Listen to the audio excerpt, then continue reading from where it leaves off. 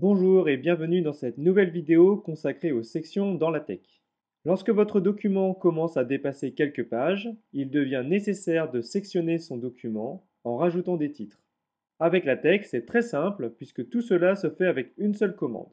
Dans cette vidéo, mon éditeur de texte compile automatiquement les changements. N'oubliez pas de le faire pour afficher les résultats. Supposons que nous avons un fichier LaTeX qui fait plusieurs paragraphes et que nous souhaitons maintenant le segmenter. La première commande à utiliser est section. Elle prend un argument qui est le titre de la section. Par exemple, dans ce cas, je vais l'appeler ma femme. Tout comme les équations, les sections bénéficient de la numérotation incrémentale automatique. Ici, il n'y a qu'une seule section, on lui attribue donc naturellement le numéro 1. Si on souhaite rajouter une deuxième section, on réécrit tout simplement une autre ligne section, par exemple mon chien.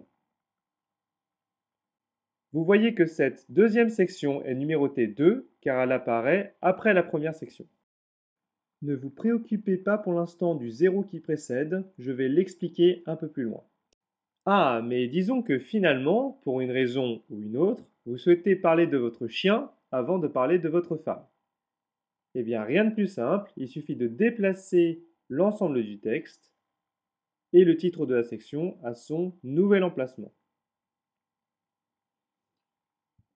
Et vous voyez que LaTeX va réattribuer tout seul la numérotation des sections. C'est vraiment très pratique car vous n'avez plus à vous soucier de la forme et vous pouvez vous concentrer sur le contenu. Pour aller un peu plus loin et rajouter des sous-sections, il faut utiliser la commande subsection qui fonctionne de manière identique à section. Par exemple, description et l'histoire du restaurant chinois.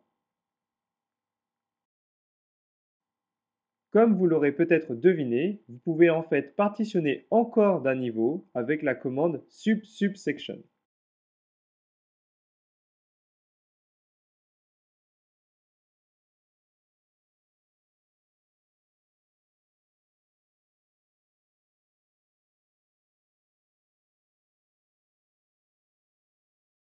Si vous utilisez le document class report ou mémoire, vous avez aussi accès à la commande chapter qui permet de placer une tête de chapitre, par exemple ici, ce que je hais dans la vie.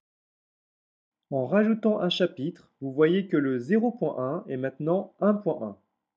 Le premier chiffre est donc en fait la numérotation du chapitre. En utilisant report, LaTeX s'attend effectivement à ce que vous utilisiez la commande chapter.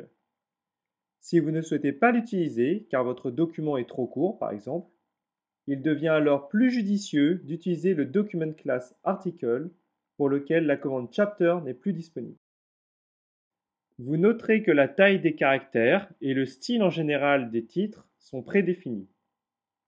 Généralement, vous n'aurez pas à changer tout cela. Mais si vous le souhaitez, vous pouvez évidemment ajuster le style à votre goût avec plus ou moins de simplicité.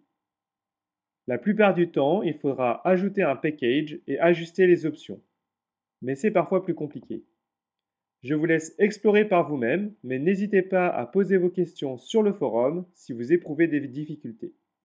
Une autre commande très pratique est Table of Contents, qui permet de générer automatiquement la table des matières à partir des sections que vous aurez préalablement définies.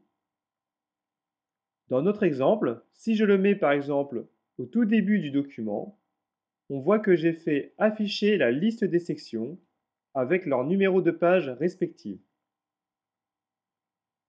Notez que si c'est la première fois que vous compilez votre document, il est nécessaire en fait de compiler deux fois. Pourquoi?